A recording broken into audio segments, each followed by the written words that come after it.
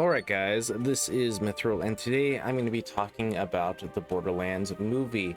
I did see it today, and I'm going to give my honest thoughts and opinions about it. There is going to be some spoilers, so if you guys do not want to be spoiled, make sure to turn it off now, click another video, exit out, whatever you want to do. I will give you 10 seconds.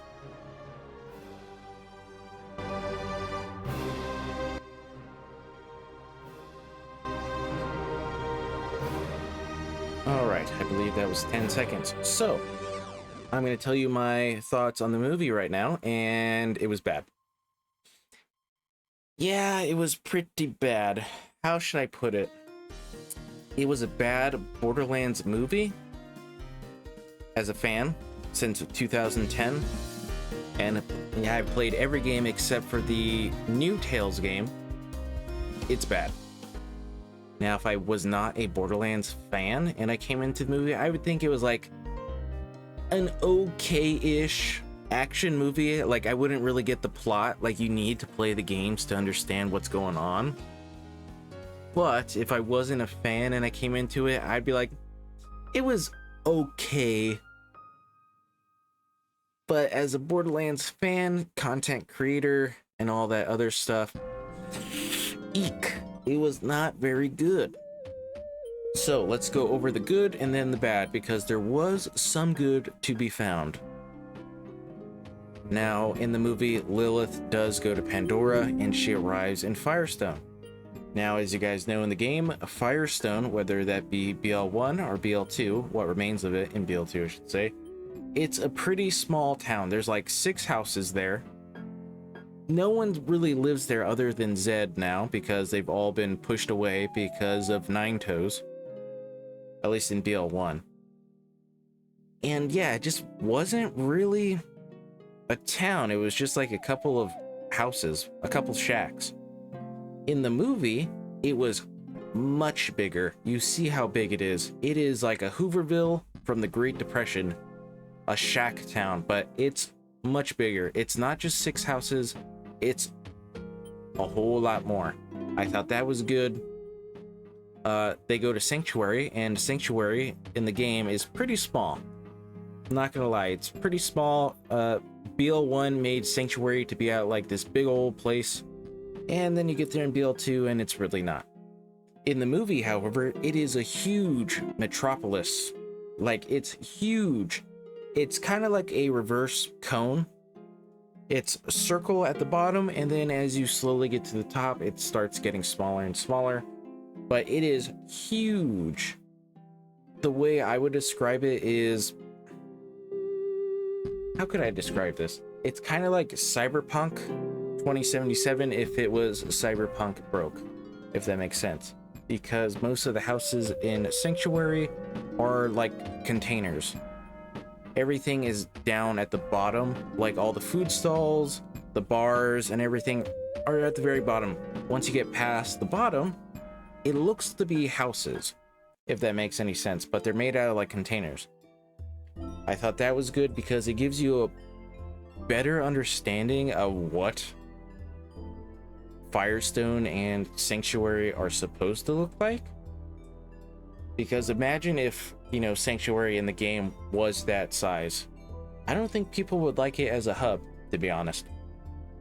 And then, of course, you do see, like, skags and racks and stuff. And they do look good. The CGI for them does look good. Claptrap, once again, looks good. Not really too sold on Jack Black as his voice, though. I'll get into that later. But Claptrap does look good. The guns look good. I think the props look good. Some of them, I should say. Some of them look good, some of them don't. And then after that, it's kind of like the good start to dwindle pretty fast. I didn't really care much for the entire cast. It just like didn't flow well. I felt like Kevin Hart as Roland didn't play Roland. I just felt like he was any other Kevin Hart character from any other movie as just a guy with a gun. Lilith wasn't really the best. She was kind of like unbearable. She hates being on Pandora. She kind of like felt like she hated herself, kind of. Tiny Tina, was kind of just a huge brat. She reminded me of Ava. Claptrap, you know, Jack Black. I think Claptrap could have been saved if it was a different voice actor. If it was like the game voice actor, I think he could have been saved. Krieg was just like a copy and paste from the game. He had no development. You had no idea why he was there. He was just there. And then he just said like random psycho lines like, what did he say now that I think about it? He melted a guy's face and it was like something meat juice, or I can't remember exactly what it was, because it just felt so like just average psycho banter. It wasn't anything amazing. He was a pretty jacked guy, because there was a scene in it where they get a flat tire and Krieg is lifting up this huge armored like technical vehicle, and he's just lifting it up no problem, which I thought was kind of cool. But then at the same time, Krieg is able to lift up this huge vehicle that probably weighs like 10 tons, and he's getting grabbed by bandits and he can't get him off him. So I thought that was kind of like, what? He's lifting this huge truck, but yet two dudes are holding him down, two smaller dudes at that. That didn't make much sense. Visuals look good. I thought, you know, Pandora looked good. I thought Promethea looked good. From the limited time you were on there, that really looked like Cyberpunk 2077 Promethea. And then the antagonist, the Atlas dude, it kind of felt like Troy and Tyreen. He wanted power just to have power. There was like no good reason why he wanted it. He didn't make a really good antagonist.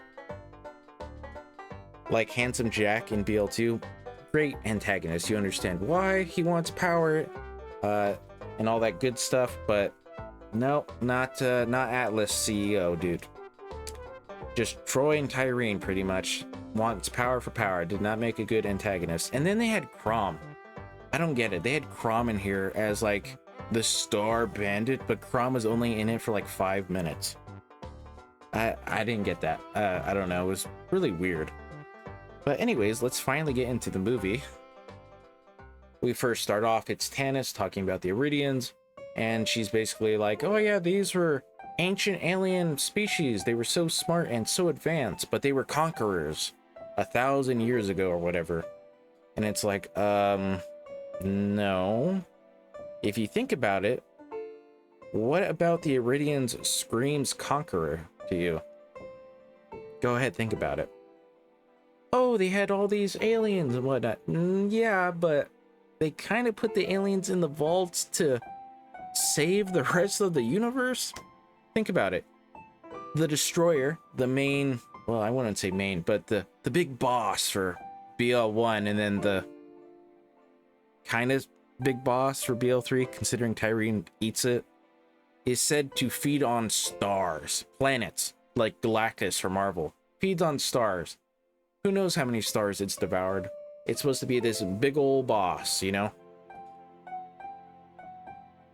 And it's just like, if the Iridians were conquerors, wouldn't they use those vault monsters for their own gain instead of locking them away, saving the universe from their mercy? Or their, well, I shouldn't say mercy.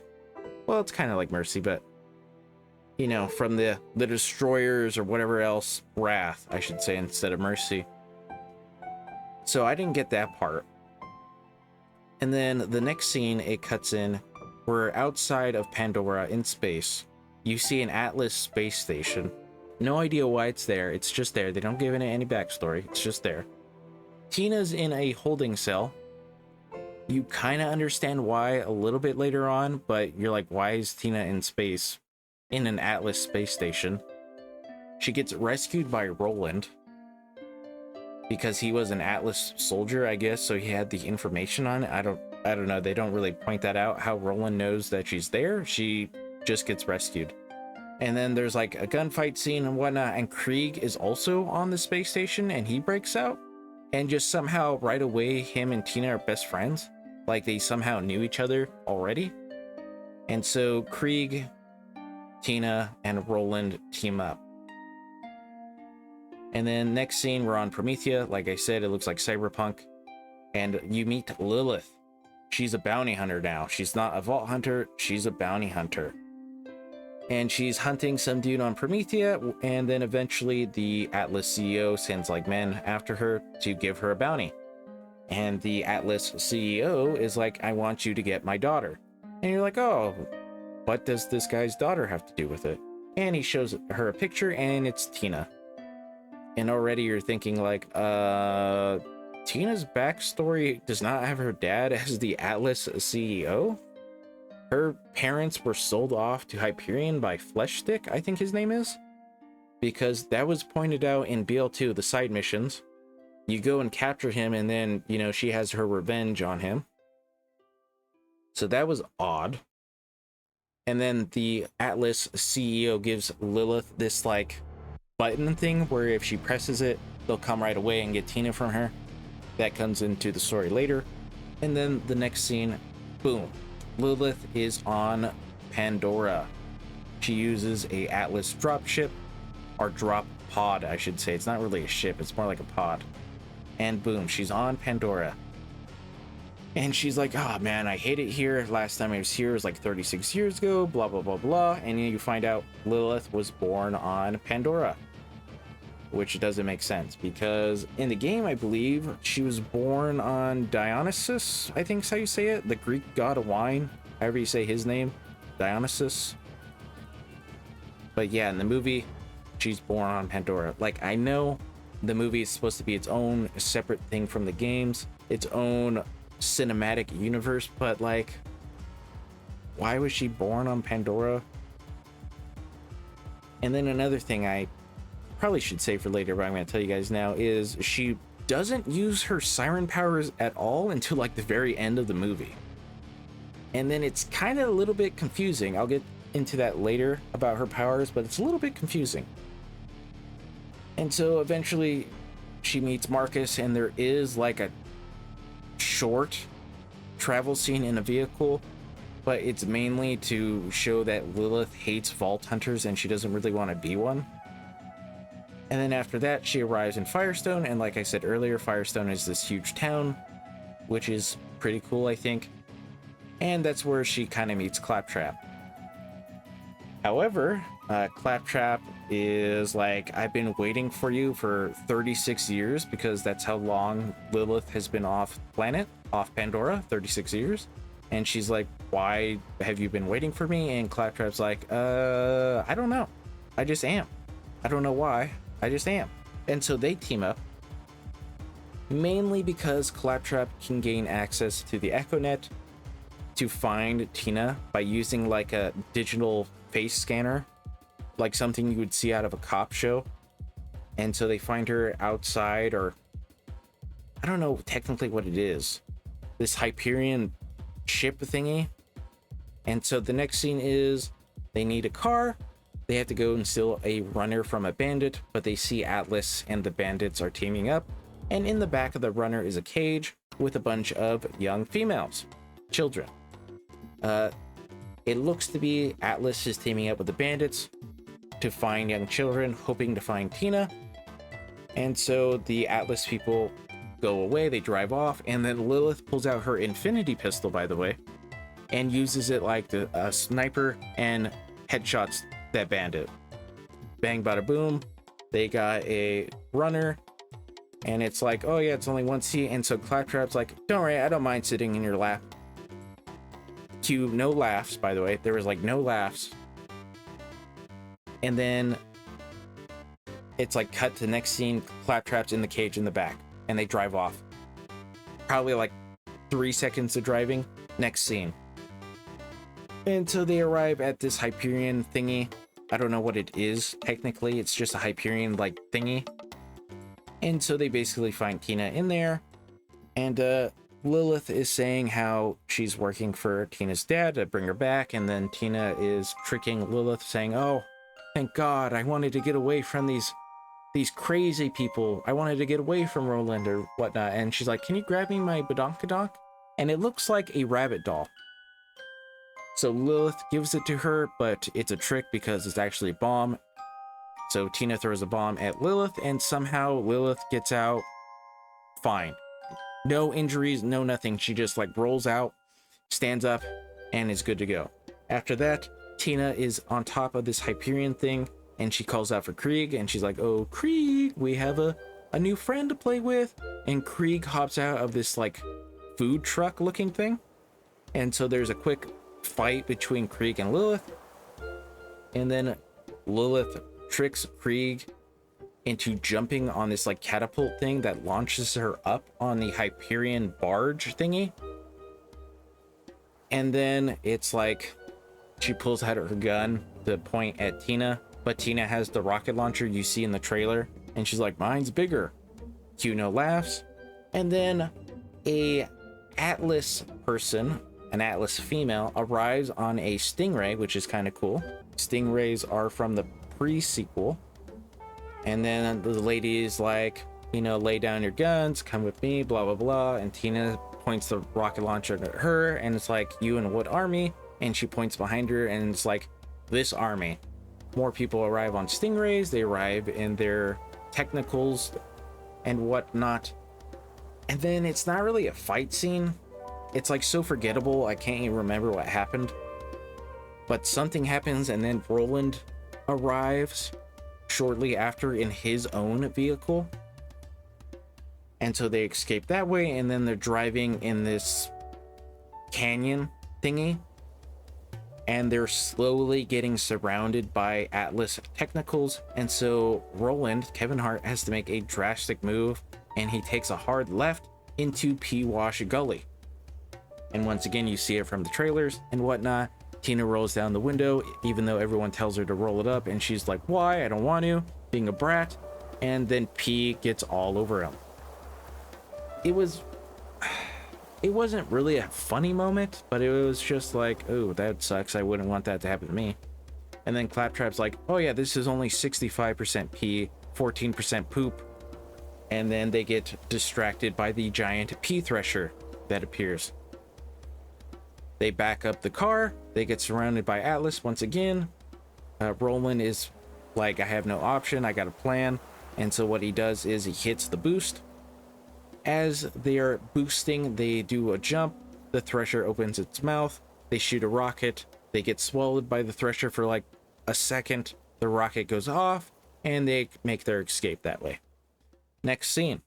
Their tire gets a flat, and they're trying to fix it. Lilith and Claptrap are on a rock doing some scouting, making sure no one is following them. Although they're like, "Atlas should be following us by now. Where are they?"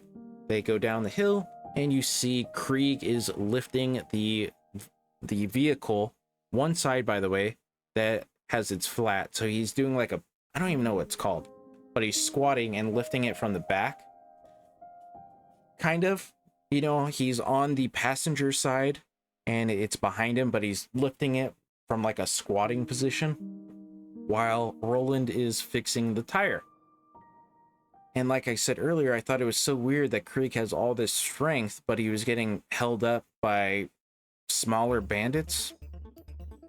But anyways, there's a little scuffle between Roland and Lilith. They're not trusting each other. Lilith is like, "If I go back, they'll just kill me, blah, blah, blah, blah."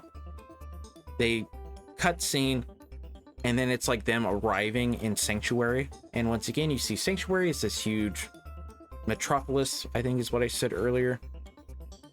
And then next scene, they're at the bottom in like the bazaar area. They have these hollow masks on, and the hollow masks are just the BL3 heads.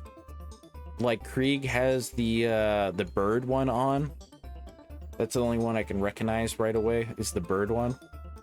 You see Marcus and whatnot, he's there. You see a vending machine, it's there. But basically they go to Moxie's. They need to go to Moxie because they're all friends with Moxie. Don't know how, just are. And so you go and you see Moxie, and Moxie is just another old person. I hate to say it, but like, they're all old people. The only one that's not old is Tina. And so they go in Moxie's bar. Roland gets recognized by one of his old Atlas buddies, even though he has the hollow mask on. And so Roland's like, "Don't worry, I got this." He goes off to talk to his old buddy. And then Lilith and Moxie are talking. And apparently, Moxie knew Lilith's mother because, once again, she was born on Pandora, and somehow Moxie and her mom just knew each other. Don't know how. They don't explain it. They just say they somehow know each other. And she's basically telling Lilith that her mother would have thought she was so special and blah, blah, blah. She would be so proud of her. All that, you know, motivational stuff. And then next scene, you see Roland talking to his old friend, and his old friend is like, oh yeah, buddy, don't worry. Me, comrades, friends, I'm not gonna tell on you, blah, blah, blah, as he's slowly reaching for his gun. And then he gets shocked by Moxie, and then they make their escape because some Atlas people are on the street coming to the bar. And so Moxie has to make an excuse of this guy is just drinking too much. He had too much to drink, and he passed out. Next scene, they have to go and see Tanis. They're like at the bottom of a ladder. And then next scene, they're on top where Tanis's house is, and somehow Tanis and Lilith know each other. It's because Tanis knew her mom. Everyone just knows her mom, I guess. Her mom is the most known person on Pandora and whatnot. And there's like a shower scene, but it's not really a shower because it's just like, you know, in the pre-sequel when you meet Nurse Nina and you have to go into that scanner thing, that's the shower. It scans off all the dirt and grime off of you, which is kind of cool. Don't get me wrong. That is kind of cool. And then shortly after that, Lilith is like, I don't want to be here. We can't stay here because Tanis sucks. I hate her, blah, blah, blah, blah. And then after that, there's a nice, well, I wouldn't say nice, but there's kind of like a emotional scene between Tina and Lilith. She's basically asking about Tina's dad. Like, is he really your dad? And Tina's like, no, but yes. And Lilith is like, that's only a yes or no question. And she's really confused. And basically you find out that Tina is a clone. And she's a clone from a blood sample that was found on the vault key. But you don't actually know if she's just a clone of the person's blood or a clone of the person's blood and the Atlas CEO guys. So is she just a clone of that blood splatter? Or what? It never really explains. And apparently Tina is a daughter of Iridia. And daughters of Iridia are needed to open the vaults. So she's special. She thinks she's so special, blah, blah, blah, blah, and whatnot. And then somehow Tanis already has vault key, or at least a part of it. And by the way, the vault key can fit in like one hand. It's not this huge thing. It fits in your hand. Next scene, you see Claptrap. He's down once again at the bazaar, making his way. He's talking and flirting with like vending machines. They're not really interested. And then you cut Moxie's bar again. You see Atlas people in the bar. Claptrap goes into the opening of the bar. The Atlas people see him. It goes into lockdown. And then the next scene, you see Claptrap once again in Tanis's place. And he's like, huh, we need to leave. And they're like, why? Did you get seen? And he's like, haha, promise not to get mad if I say yes. Obviously, you know, saying that, yes, I was seen. And so the only way they can get out is with Moxie's help. While Moxie is distracting the Atlas people, you see two dudes holding a giant dumpster, bringing it out of the city. And then next scene inside is the entire cast inside the dumpster. Yeah, they weren't really happy about that. So next scene, they're outside in the runner, and they see Tanis pull out this device, and she's using it to clean herself. It's like a mini shower, and they're just all staring at her. And she's like, what? Did you guys want to use it? I think that was supposed to be a funny part.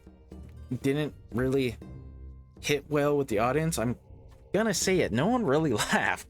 Like, there wasn't really too many laughs to be had in this movie. It just, it was a little rough. I won't lie, it was a little rough.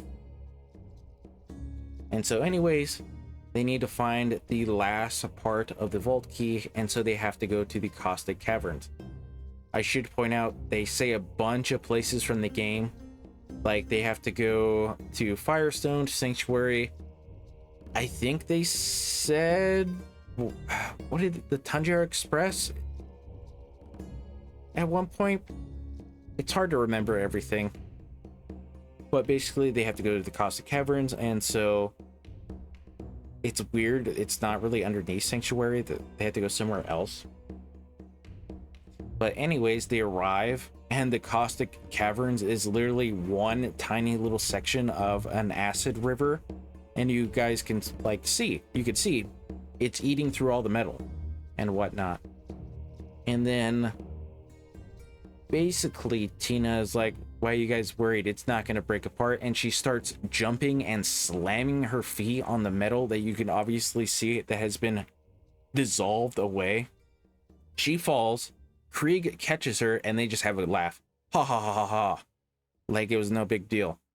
So Tanis, Roland, and then Lilith had to be like the parents, kind of, while Krieg and Tina are just the children, and then Claptrap is just that annoying thing following them. They send Claptrap a different way because he has to open the door, and then they just cross it like no problem, this acid river. It's like just a short scene. And so they get to the door and they see a plant growing. They're like, oh, even in this harsh environment, life can still find a way. And then Claptrap appears out of nowhere and crushes it and just stomps on it and sends it into mush, pretty much. And it just ruins the whole, like, yay, life. And yeah, they're not too happy with him, but they move on. And as they're going deeper in the sewer, you see bloodshot symbols. Yes, I'm talking about the bloodshots from BL2 at the dam. Those bloodshots. And they're basically like, these are the bandits that regular bandits are afraid of. And so next scene, they're still in the sewer, but there's a ton of bloodshots everywhere. And so they're like, yeah, there's no way we're going to be able to do this if we fight. Claptrap is running calculations in his head like he's Doctor Strange from Infinity War, and he's like, yeah, we have zero chance of winning if you guys go out there and be the distraction. And so then they have to ask Claptrap, how many of those were you as the distraction? And so he has to go out there and distract the bandits by basically getting shot at. They just fill him with lead. I think it's in the trailer where they're just shooting at him. As they're shooting at him, the rest of the gang just wanders off. They run away, kind of to go where they need to go. And then Claptrap just escapes, kind of. He just crawls over a barrier and escapes.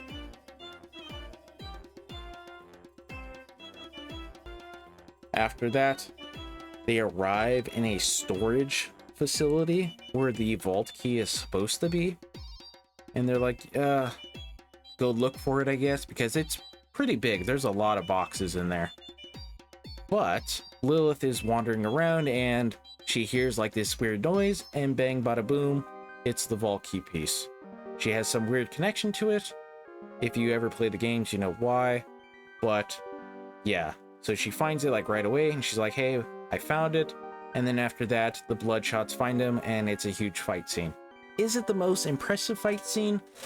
No, because there's not really any blood. I hate to say it, but when they shoot at him, they never really miss. And then there's really never any blood. Like, even when Krieg pulls out his buzz axe, it makes like a spark as if it hit metal, and that's kind of it. They just fall down. Because this movie is PG-13. Like, if it was rated R, I honestly think it would have been better. But it wasn't. So yeah, they never miss. And there's no blood. And they kind of just make their way out. Although they did set some bandits on fire. But yeah, they mainly make their way out. And as they're making their way out, they hear a noise, and it's just Claptrap expelling all of the lead bullets inside of him out, like he's pooping them out. And that's kind of that scene. And then they go in this dark hallway, but it's like flashing light, like it's light, dark, light, dark, light, dark. You know, like you'd see in a horror movie. And you could see neon green faces, and it's bandits that are like hiding in the ceiling. That part was honestly pretty cool. I do like that part. I thought that was a good part of the movie, but only because of like the horror element to it. Like, if it was just pure light, it would have made no sense. If it was pure dark, it would have made no sense because it wouldn't have given that same effect. But that only happened for maybe 2 minutes at most. And then after that, there's more fighting, more fighting. They have to go up this elevator, but the elevator is not working. So while Tannis and Claptrap try to fix it, Krieg and Roland are fighting on one side, and then Lilith and Tina are fighting on the other side. And basically, they're just holding off the bandits. By the way, I should point out, it's really weird because Borderlands is known for all its guns, but yet most of the guns people use were pistols. I don't know if anyone else recognized that, because the Atlas people had their Atlas assault rifles, but everyone else kind of had a pistol. I mean, Roland had his assault rifle, but it was mainly pistols. I don't think I saw a single shotgun or sniper rifle. Tina did have a rocket launcher in one scene, but yeah, it was mainly pistols, which is kind of odd. But anyways, back to the elevator. They get it working, they get inside the elevator, and once again, it still does not work. There's still a wiring problem. So Roland, being the big macho man, even though Kevin Hart is not very big, because in the movie, Kevin Hart and Cate Blanchett stand next to each other, and she just towers over him. It's like, dang. You can see how short he really is. But anyways, our short king over there has to sacrifice himself to hold the wires together. That way the elevator works. And so Tina gives him a rabbit bomb and whatnot, and he's just, you know, fighting the bandits as they're coming, because it's like a literal wave after wave of bloodshots. Next scene, it's the gang on the elevator, and they're going up, but it's not slowing down. As they're about to hit the top, they teleport away. Boom, into some unknown location. They don't know how they did it. Tina thinks she did it. She's like, I don't know how I did that, but I'm glad I did it. I just don't know how I did it. Because once again, she thinks she's so special because she thinks she's a daughter of Iridia. And so they're in some, I don't know, some place. It doesn't really have a name. And they just use it to camp out there to like sleep and stuff. And then here comes this Atlas drone. And once again, there's the Atlas CEO guy. His name's something Atlas. I forget what his name is because it's just so forgettable. And he's talking with Lilith, and she's like, you gave me this. It's a tracker. It doesn't actually do anything, does it? And he's like, nah, I just use it to track you. That way I can get to Tina. And Tina is just watching her out of like the dark corner. And so she feels betrayed. So once again, she throws a bomb at Lilith. And Lilith gets knocked unconscious, but 100% fine. She didn't lose any body parts. She didn't even get hurt. She wakes up like the next morning, wondering where everybody is, and all she sees is Claptrap dancing, because Claptrap throughout the entire thing is like, man, I hate Lilith. She's not a very good person, and all this stuff. And so he was kind of happy that she was dead. He sees her alive, and he's like, oh, that sucks. And she asks him, where's the rest of the crew? And they left early this morning, but left me behind. Next scene, you see Roland.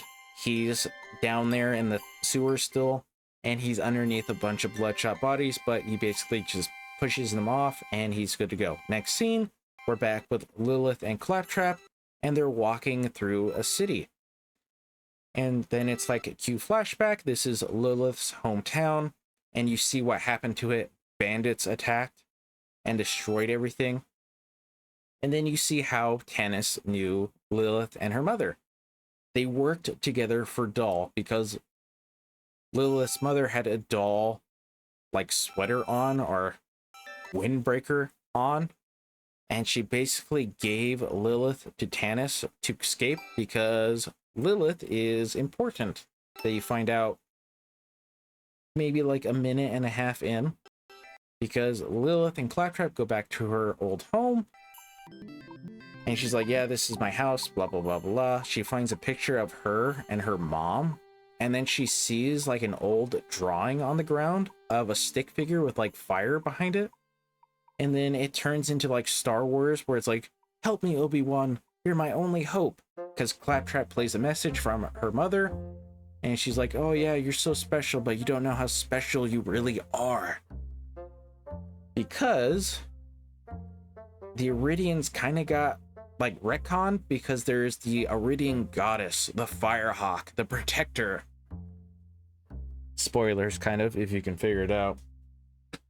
Why Lilith is so special. But anyways, that's like the end of that scene. And so it cuts back to Tannis, Krieg, and Tina in this random canyon thing that looks like it's from Mad Max, like Immort Joe would make, because you see a bunch of like catwalks and stuff behind them. But anyways, they're looking for the vault opening, like where you put the key and stuff. So now they have all 3 pieces of the key. Well, technically it would be 2, because the daughter of Iridia is the 3rd piece of the key. I don't know why, just is. And so Tannis and Tina are fighting, blah blah blah, they're arguing. Krieg sees something on the ground, he tries to get their attention, they basically say no. He slams his buzz axe into some piece of the catwalk that must have fallen down, and shows them like, hey, this is it. And so they put the vault key, which once again is as big as the palm of your hand, but instead of putting it like, because it's a cone shape, but instead of it being the pointy side going down, it's actually the flat top sticking down, if that makes sense. Like, think of Patrick's head from SpongeBob, but cut off the top part and stick it straight on the floor. Yeah, it was kind of like that. And so then Tina steps on these like foot places. I don't know what to call them, because it's not a pressure pad, but it's like a place you just put your feet, I guess. Just a special position. And she's like, my special moment where I get special powers. That way I could destroy Atlas. And she closes her eyes, and then she sticks her arms out like she's waiting for some sort of special power. You're waiting, nothing's happening. She opens her eyes, or one eye I should say, and she's like, what's supposed to happen? And then bang bada boom, behind this illusionary wall comes out Atlas, CEO, Tina's dad, and all these other people and whatnot. Also, by the way, I totally forgot to mention this earlier, but General Knox is in there, but she's a female instead of an old dude. Yeah. She was there earlier with all the stingrays and stuff before Roland rescued her. Her being Tina and the gang. But anyways, yeah. They're all there and they're like, oh, you know, clap, clap, clap, I'm so brilliant, blah, blah, blah, blah. I have the vault, blah, blah, blah, blah. Roland appears out of nowhere off a chain, and he just is coming down. He tries to shoot Mr. CEO of Atlas, but he has a force field, so he can't get shot. And then it's like, kill him, I only need the girl, blah blah blah. And then Nox is like, hold your fire, blah blah blah. She switches sides because her and Roland at one time were intimate with each other. It looked like they had some sort of relationship in the past. But then Mr. CEO of Atlas uses his drop laser ship, or his ship that has a laser on it, and just basically turns her to dust. And that's the end of that. Roland gets like mad for like half a second, and then after that Lilith appears and she's like, let them go and I'll open up the vault for you because I'm the real daughter of Iridia, blah blah blah blah. By the way, I should point out Crom is there with all his cronies, even though he's wearing Mouthpiece's mask, which is odd. And like I said, he's only there for like 5 minutes. But anyways, she opens up the vault and she goes into the air, and basically it's like her jacket gets destroyed because then her siren tattoos start to come on her body. It's like hard to tell if she had her powers beforehand or not, because in the game siren powers are there from birth, because both Angel and Tyrene killed their mothers at an early age, so you already have your powers when you're born. Obviously they're just untrained, but in the movie it's kind of hard to tell, even though she used her teleportation powers earlier on, if that makes sense. So I don't know if she was already a siren before or not, if she always knew she was the daughter of Iridia or what. They weren't very clear on that part. So I don't know what to do with that. But anyways, she gets her like fire wings and whatnot, and now she can control fire. Because Mr. Atlas CEO throws Tina down a well, and she uses her fire powers to levitate her up. And then she gives everyone else like a flame shield that protects them from bullets and whatnot, until Mr. CEO of Atlas uses his laser ship and basically lasers Lilith into the ground, and you know, she loses her powers and whatnot. And then there's like a quick fight scene with Crom and Krieg. Crom is huge. I mean, he is huge. The Krieg guy, if I can really quickly pull it up to see how tall he is. Really quickly. Let me see here. What's his name? Florian Montiu. However you say that. This guy is... How tall are you, my friend? Let's see. Come on. Any day. It doesn't say his height. Here, maybe if I put height in the search bar. Oh, Krieg is 6'4", but Krieg looks small when Crom was next to him, so Crom must have been like 7 feet tall because he was huge, and he carried around this huge battle mace. And once again, he had Mouthpiece's mask on, and it never explains why. I mean, why call him Crom? You could have just said, oh yeah, that's Mouthpiece. Good, great, would have made sense, but instead he's Crom. I don't get it. He had no voice lines, no nothing. And so they're fighting, he's getting overpowered, and then Krieg does something. I don't even know what he does, if he cuts his throat or what, because there's no blood. And he defeats Crom, and then Crom falls down one of these well things, or a silo. It's hard to tell. And so Mr. Atlas, CEO over there, grabs Tina, and he's like, open the vault or I'm gonna kill her. And so then after that, Lilith, Tina, and Atlas go inside the vault. And it's not like a vault from BL3 where you arrive in the portal and it's a walkway and there's a couple of chests and stuff. It's more like the vault of the Traveler from the first Tale game.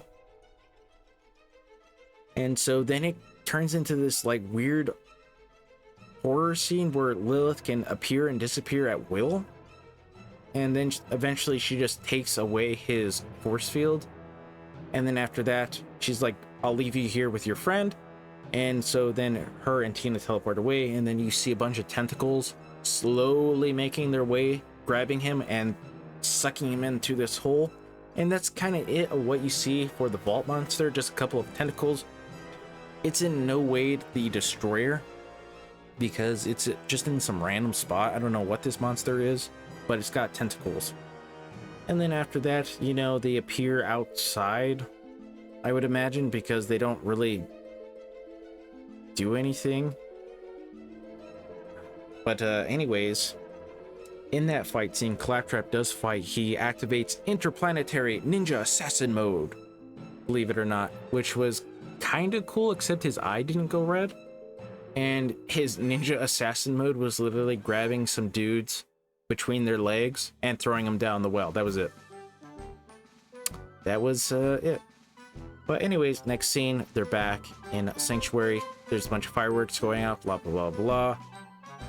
They're having a good heart-to-heart and all that stuff. Krieg and Broland are like, let's go get a drink, buddy. That way those guys being Tina and Lilith, are having a emotional, like, bonding session. And she's like, don't you want to go and, you know, do the thing? The flame thing? It feels good, don't it? And so you see Lilith fly off, and she makes the Firehawk symbol from BL3 over the sky. And that's kind of it. There is a mid-credit scene of Claptrap like dancing, but that's about it. There's no end credits. But yeah, that's basically the gist of the movie. Sure, I skipped over probably a lot of details, but that's the main gist of the movie. Now, as a Borderlands fan, I would have to give the movie about a 4.5. It was not good. Like I said earlier, the plot, the writing, and everything, the characters, just weren't that good. Visuals were good, audio was kind of good. It depends on, some of the props were good, but most of it was pretty bad for the most part. I didn't really like any of the characters. I didn't resonate with any of them. I didn't think the movie was funny. I didn't laugh. I didn't smile. I didn't do anything at all. I just kind of sat through it. And as it was going on and on, I just was like, oh man, Borderlands really needed this W, but it was not a W, it was a massive L. And you guys might not know, but this L is more massive than you think, because if this movie was even halfway decent, it would have taken some of the pressure off Borderlands 4. But because it was such a massive L, the pressure is on. I hate to say it, but if Borderlands 4 does not win any favors, any hearts, this series is really going to go in the gutter. It's going to be like a dead series. No one's going to want it anymore. And it's really not going to be looking good for the future. Like, if it was a good movie, if it was a W, a lot of pressure would have been taken off. It could have been a halfway decent Borderlands 4, and it would have been fine because the movie did good. But because the movie did bad, the pressure is on for the game. But yeah, 4.5. It's almost like somebody who knew what the story was about told somebody the story when they were only halfway listening, and then halfway forgot what they heard. And then they're like, I'll just connect the pieces. But yeah, there was a lot of bad things. Not really too many good things. The only things I really liked were the CGI of the Skags and Racks, which were like only in 2 scenes. I liked how Firestone and Sanctuary looked. Some of the guns looked okay, but they were mainly just all pistols. Like, even Lilith just used the Infinity pistol the entire time. Like, they didn't really switch it up. Krieg didn't really go crazy at all. Like, he didn't go sicko mode, he didn't go beast mode at all. He was just Krieg, sane Krieg. I hate to say it, but yeah. That's basically gonna be it for my opinion about the movie. I don't think they're gonna make a second one. If they do, they're gonna have to do something, because that first one was not very good. I don't think they're gonna make any money with this movie. I hate to say it, because when I went to the theater, there was not many people in there. There was not many laughs, not many people. So yeah, 4.5. Disappointment and all that good stuff. So yeah, if you guys enjoyed today's video, make sure to leave a like, comment, share, and subscribe, because we'll help out my channel, and I will appreciate it like always. And then if you guys have any questions about the movie or anything in general, make sure to leave it down in the comments below, because I will try to answer it to the best of my ability. But yeah, I do not think there's going to be a Borderlands 2 movie.